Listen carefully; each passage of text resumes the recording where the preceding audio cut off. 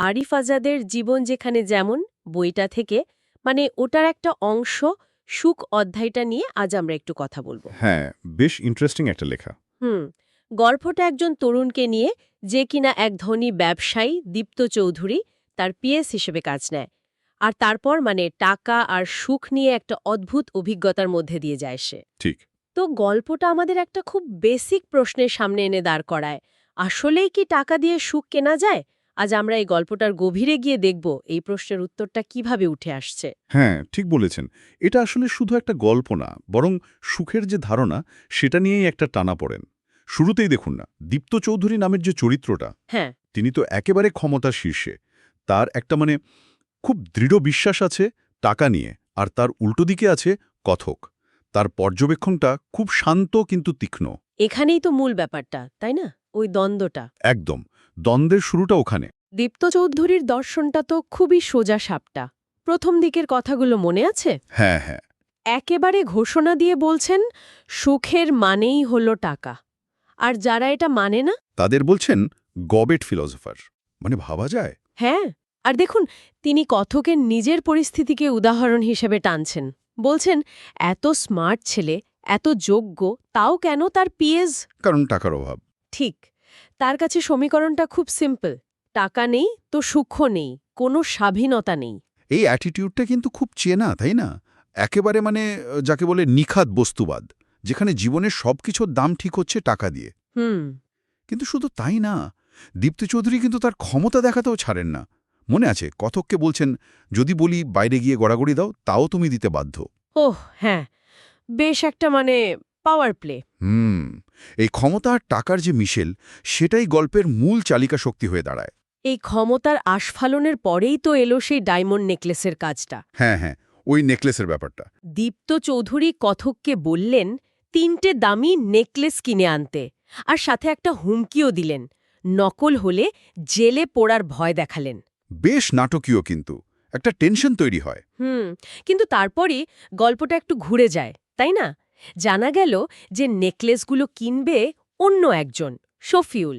হ্যাঁ, শফিউল কিনবে।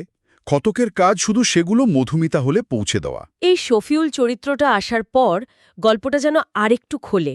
শফিউল যখন কথককে স্যার বলে ডাকে, কথকের একটু অস্বস্তি হয়। হ্যাঁ, ওই জায়গাটা বেশ ইন্টারেস্টিং।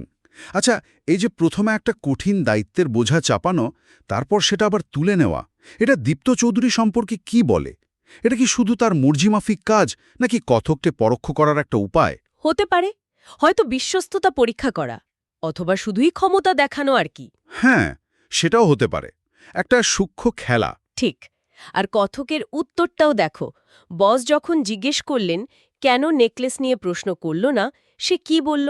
বলল যে, স্যার, এটা জিজ্ঞেস করা আমার দায়িত্বের মধ্যে পড়ে না। বেশ পেশাদার একটা উত্তর। এই সংযমটা তার চরিত্রের একটা দিক দেখায়। কিন্তু এই সংযম তো বেশিক্ষণ টিকল না, তাই না? না, কারণ শফিউলের সাথে গাড়িতে ওঠার পরেই তো আসল গল্পটা বেরোতে শুরু করে। হ্যাঁ, ওই গাড়িতে যাত্রার বর্ণনাটা বেশ জীবন্ত লেগেছে আমার কাছে। শফিউলের জর্দার গন্ধ, ও হ্যাঁ। কথকের অস্বস্তি, তাকে পান চিবানো বন্ধ করতে বলা, এই ডিটেলগুলো পরিবেশটাকে খুব বাস্তব করে তোলে। আর শফিউল কিনা জোরদাকে বলছে বিরাট অভিজ্ঞতা। হ্যাঁ, তো এই যাত্রাপথেই শফিউল আগের পিএসের গল্পটা বলে। হ্যাঁ, যে কিনা সামান্য কিছু টাকা সরাতে গিয়ে ধরা পড়ে চাকরি খুঁড়িয়েছিল। ঠিক, নিজের টাকা যোগ করে বেশি দাম দেখিয়েছিল। শফিউল একটা প্রবাদও বলে, অতি লোভে গাজর নষ্ট। এটা কি শুধু একটা গল্প শোনানো, নাকি কথকের জন্য একটা ওয়ার্নিং? আমার তো মনে হয় দুটোই। শফিউল এখানে অনেকটা ভেতরের খবর দেওয়া লোকের মতো কাজ করছে, তাই না? হ্যাঁ, সেই চাকচিক্যের ভেতরের জগৎটা দেখাচ্ছে। আগের পিএসের গল্পটা তো আসলে একটা উদাহরণ। এই যে টাকার খেলা, এখানে লোভ করলে কি হতে পারে। তার দীপ্ত চৌধুরীর আগের হুমকিটা একেবারে ফাঁকা ছিল না। একদমই না। এটা যেন সিস্টেমের নিয়মকানুন শিখিয়ে দেওয়া। কিন্তু আসল ধাক্কাটা তো আসে অন্য প্রশ্নে, যখন কথক জিজ্ঞেস করে কেন সবসময় ৩টে নেকলেস কেনা হয়। হ্যাঁ, ওই প্রশ্নটাতেই সব জট খুলে যায়। আর যে উত্তরটা আসে, সেটা আসলেই বেশ মর্মান্তিক। এখানেই তো গল্পের আসল টার্নিং পয়েন্ট। শফিউলের ব্যাখ্যাটা শোনার পর বোঝা যায় দীপ্ত চৌধুরীর ওই যে সরল হিসাব টাকা ইকুয়াল টু সুখ, সেটা আসলে কিসের ওপর দাঁড়িয়ে। কি ছিল ব্যাখ্যাটা? শফিউল জানায় প্রথম নেকলেসটা যায় বসের স্ত্রীর কাছে, দ্বিতীয়টা তার প্রেমিকা আফসানা ম্যামের জন্য। আচ্ছা, শফিউল এও বলে এগুলো বড়লোক সমাজের কালচার, কিন্তু তৃতীয়টা কোথায় যায়? ওটাই আসল ব্যাপার। তৃতীয়টা যায় মধুমিতা হলে। সেখানে নাকি বিদেশি বায়ারদের সাথে মিটিং হয়, আর সেই মিটিংয়ে আসা একজন পতিতার জন্য এই নেকলেস। ওহ, তার মানে তথাকথিত বিজনেস মিটিং আসলে। হ্যাঁ, শফিউলের ভাষাতেই বলি, মেয়ে আর মদ ছাড়া এদের আবার মিটিং হয় নাকি। এই একটা লাইনেই যেন পুরো ব্যাপারটা পরিষ্কার হয়ে যায়। ভয়ানক তো। তার মানে এই যে এত সম্পদ, এত প্রতিপত্তি, তার আড়ালে ডায়মন্ড নেকলেসের মতো দামি উপহার ব্যবহার হচ্ছে একেবারে অন্য উদ্দেশ্যে। হ্যাঁ, নারীকে প্রায় বস্তু হিসেবে ব্যবহার করার একটা উপায়। ভালোবাসা বা সম্মানের কোনো ব্যাপারই নেই। ঠিক। এখানে দীপ্ত চৌধুরীর ওই টাকা ইজিক্যাল টু সুখ তত্ত্বটা একেবারে ভেঙে গুড়িয়ে যায়।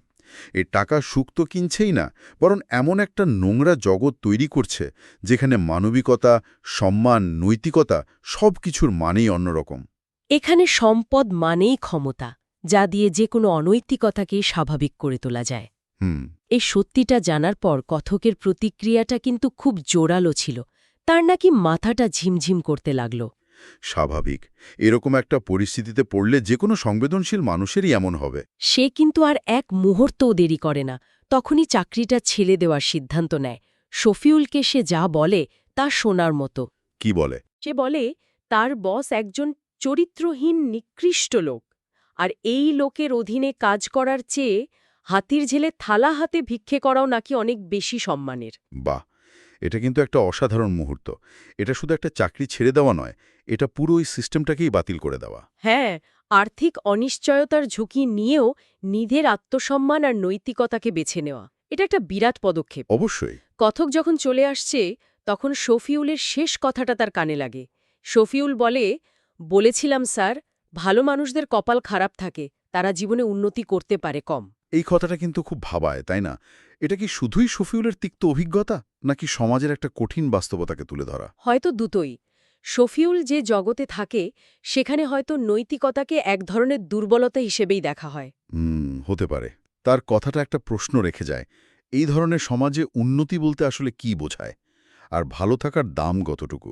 এটা হয়তো ওই সিস্টেমের প্রতি তার নিজেরও এক ধরনের অসহায়ত্ব বা স্যারেন্ডার। চাকরি ছাড়ার পরের অংশটা কিন্তু একেবারে অন্য মেজাজের।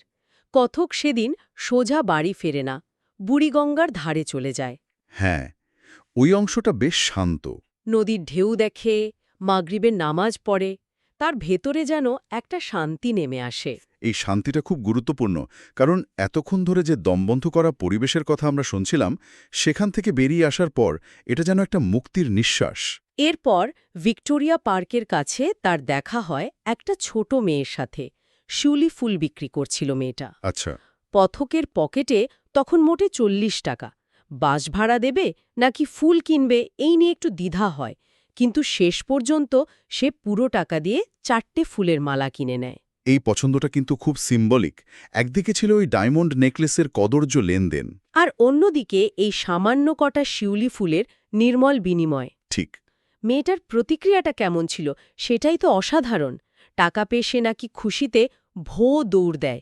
তার চোখে মুখে ছিল একেবারে তৃপ্তির হাসি। বাহ!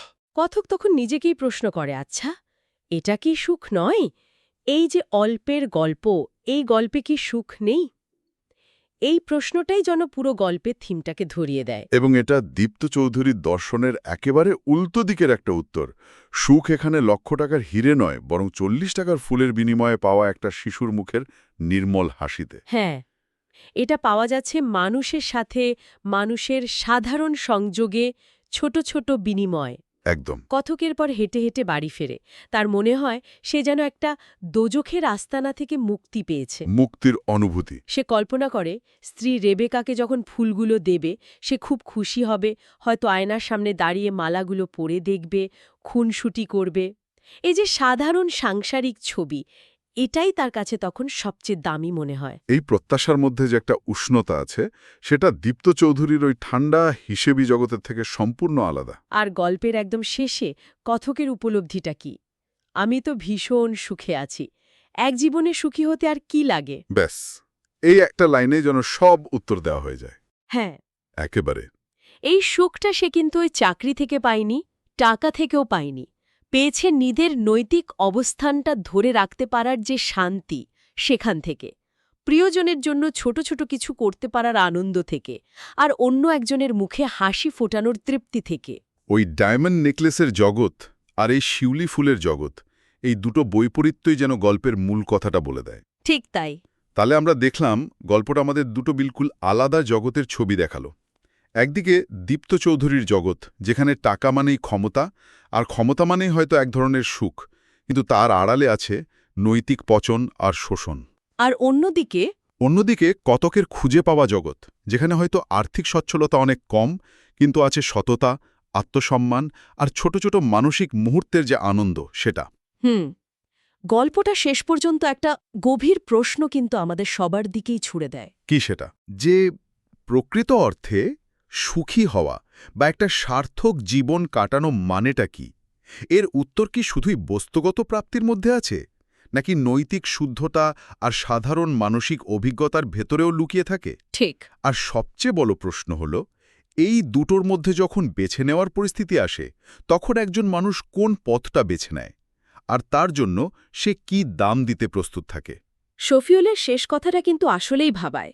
সমাজ কি সত্যিই ভালো মানুষদের উন্নতির পথে বাধা দেয়? নাকি উন্নতির যে প্রচলিত ধারণা, সেটাই আসলে প্রশ্নবিদ্ধ?